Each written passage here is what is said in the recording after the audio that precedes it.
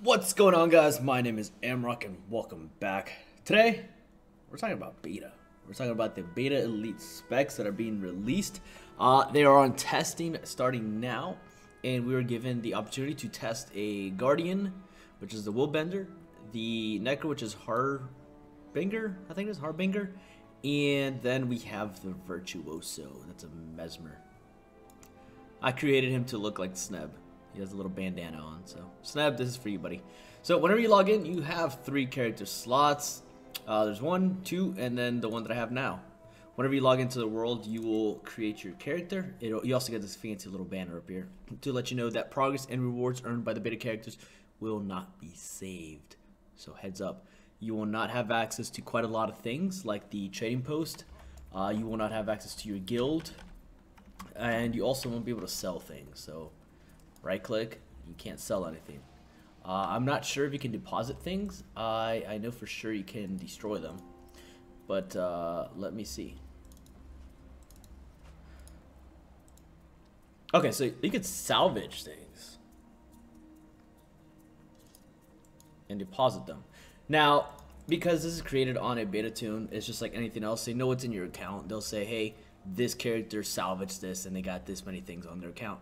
So odds are that's how they're going to track it. So if you salvage it, it's probably not a big issue. They're just going to remove it once the trial is over.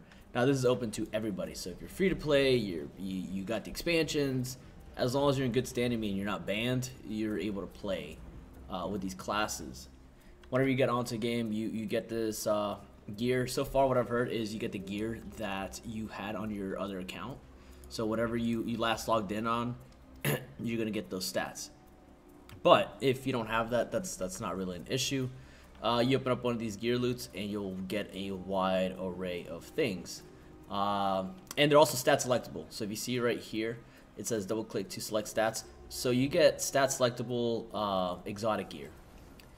Then you have another one, I don't have it anymore. You have another one, when you open it up, it'll also give you the runes and sigils as well as a few consumables that you can use. And then it gives you a few other options. Now, I haven't tested it out yet to see if these are just 3 for your 3 tunes or it is 3 per character. That way you can get a little bit more of theory crafting.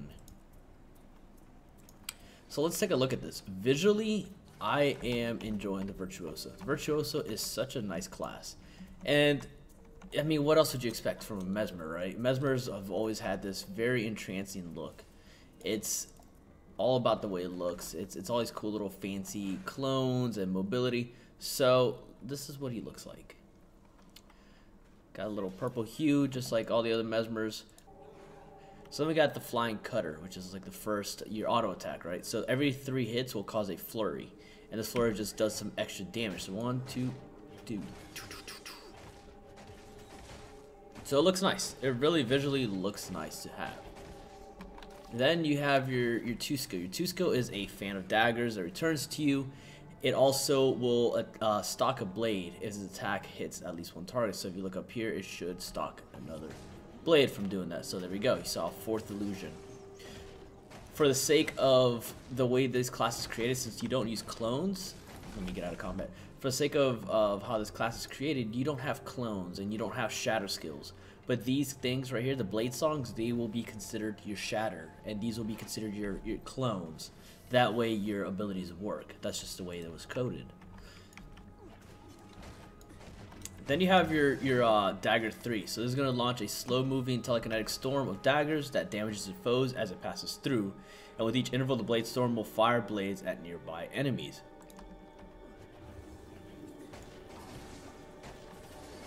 So a very, very nice little AoE attack. Then we go into the Phantasmal Duelist. So you fire multiple crippling bullets at your target and summon an illusion that unloads its pistol on your targets. This also gives some kind of cripple, or it gives cripple onto your enemies. So there's your one little illusionary duelist. And lastly, we have the Magic Bullet, which hits up to 4 foes with a single shot, inflicting confusion on each foe. In addition, the first target is stunned, the second is dazed, and the third is blinded. So this is very good for engaging in larger scale. And there it is. You can see it hit everybody. Onto the skills above here. So your Bladesong. So you it'll fire all stock blades at your target. This is just plain and simple extra DPS. Cool thing is you will get Bladesongs passively. So let's say I attack it. Shoots all 5. Look, I'm already regaining them. There we go. So 3, and now I'm back at it again. And, you know, 1 more second, I can shoot it again. Granted, it's only 3 this time, but it again adds up. Next, we have our Bladesong Sorrow. This is going to fire volley blades, inflicting your targets with conditions. It's going to give them confusion, and then due to one of my trait lines, it also causes some blindness on the next outgoing attack. And again, these are all using your illusions. It's using your illusions that you get. So your blades. So that's what it looks like. Next up, we have the Bladesong Dissonance, which combines all your blades into one large blade that dazes targets based on the number of blades consumed. So based on every blade, it will cause half a second of daze. So let's give that one a shot on this one. So that's what it looks like. Just minus the auto attack that just kicked in. And lastly, we have the Blade Turn Requiem. I am terrible at pronouncing words, so let's just say that's what it is. If it's wrong, please let me know. It's going to block incoming attacks and send your blade spinning around you to hit nearby foes. The spinning blade duration scales with the numbers of blade consumed. So it looks like with every blade, it gives you 3 seconds of block.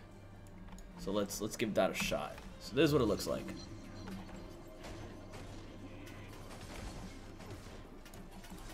Just does this little spin. Let's get into the utilities and heals and the elites. So you have the Twin Blade Restoration. This is going to heal you and throw 2 blades at your target. If the first blade hits, you lose conditions. That's good for fights. If the second blade hits, you gain Aegis and 1 additional random boon from the list on the side right there. So there's your 1 dagger, 2 dagger. Very, very quick, bang, bang. Next, we got the Sword of Decimation. It's going to drop a massive blade on the location, and it's going to immobilize the enemies. This attack deals increased damage against controlled and downed foes. So this is what it looks like. Very quick to the point, very fast, very good to combine with your focus. Then we have the Rain of Swords. It's going to create a storm of blades that attacks a large area, damaging and applying vulnerability to the targets. I think this is like one of the most visually appealing for me, in my opinion. It just looks so nice. Plus the fact that it's AoE damage is just perfect. Alright, moving up next, we got the Psionic. Next up, we got the Psychic Force. It knocks back enemies that are near you, and then you gain some boons. It's a quick, little, simple, straight to the point. Knocks them back. And it also gives you a little bit of Fury and Might, which is very, very nice. Next, we got the Thousand Cuts. It's going to open a portal that devastates targets in a line in front of you with a flurry of blades. Unlike the other ones, this is a very narrow skill. As you can see, very, very narrow. Still has a 1200 range, though. And it just stays there, so you can move away. Alright, with that, let's go into the traits. Let's take a look at those traits real quick. So, Virtuoso. First thing first, you get the Bladesong Harmony. Fire all stock blades at your target. Whenever a clone would be summoned, you instead stock a blade.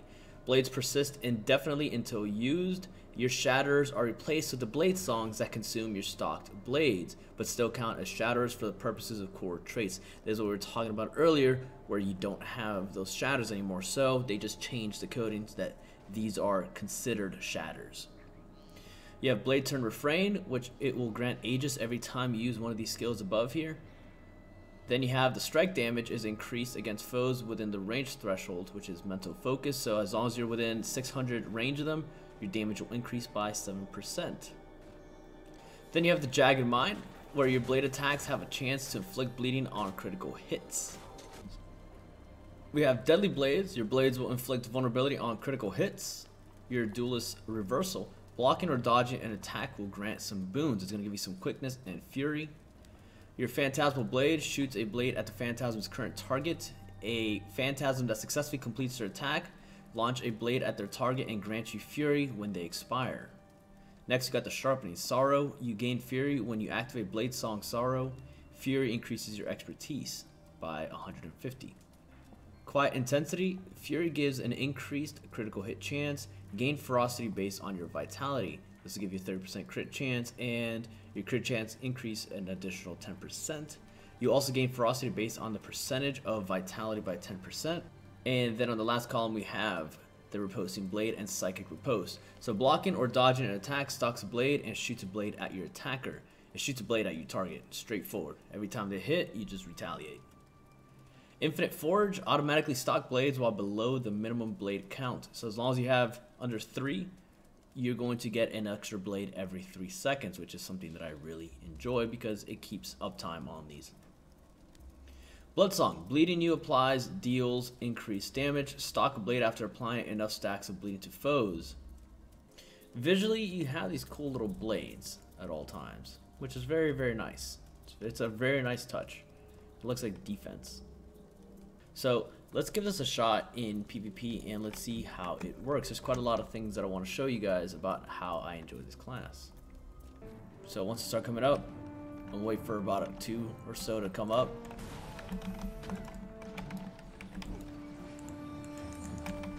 Pull him in, stun him.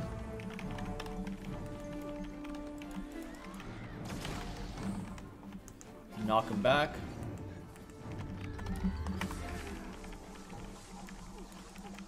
The one thing I don't like is the elite spec is very hit or miss. There's no, it's very difficult to land. Oh boy.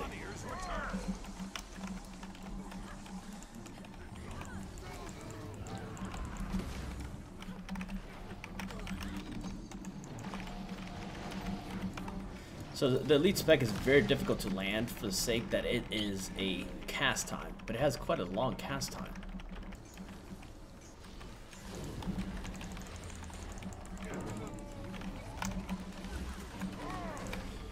So it looks like right here, this is where like it comes into play. Having this class, it's got a strong like DPS potential, especially in group fights. It's really a situational class. Had a rough match, but I was able to get top defense, offense, and kills. But yeah, tough match. Looks like we got a team fight coming up right here. Again, let's start getting to that focus. That way we can just set that up early on. Necros or Revenant's down. Let's pull him right into me. Block, doesn't matter. See if we can skill shot it. Vulnerability and stun him, as well as some heavy CCs around me. Get some additional DPS. Knock them back, so that way they can't really do much. Keep those CCs alive.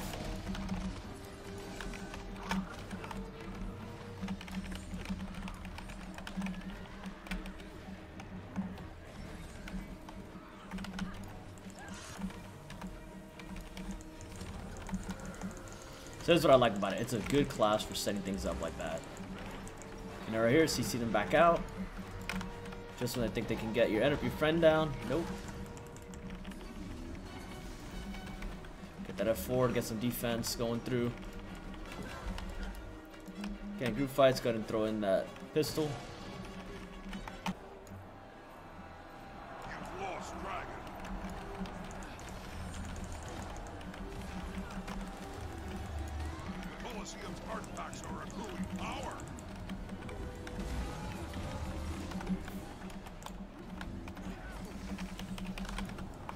Get everybody there. Nice.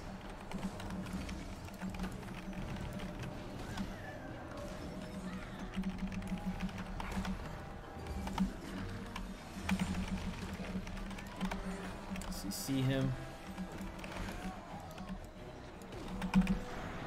Ooh. Okay, so Necros have this kind of like a, almost like a gravel type of thing.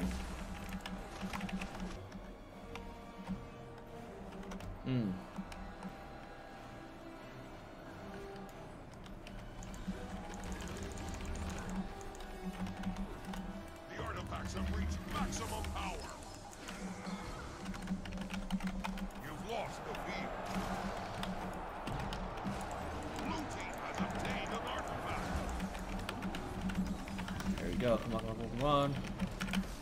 There's another down.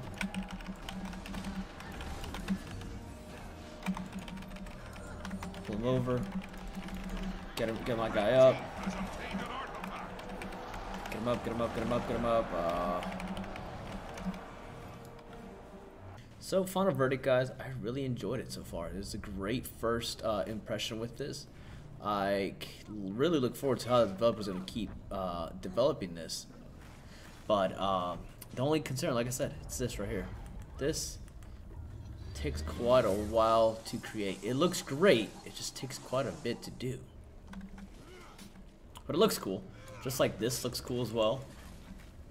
Again, these are my favorite things right here so far. These are super, super cool. Very, very visually appealing. And that's something I really am liking about this class, is the way things go. It just looks really, really nice. Like, overall, the Mesmer class just looks very, very nice. Everything flows perfectly. So, it definitely brings a fresh new look into the way the Mesmer is being played, since you're not using clones anymore. You're using these swords or these daggers to help you do what you gotta do. So there's another look right here. So yeah, overall pretty cool. I look forward to it. I highly recommend it, and I cannot wait to see how this class grows in the current meta. But anyway, guys, thank you all so much for being here. Have a great day. Be safe, and until next time.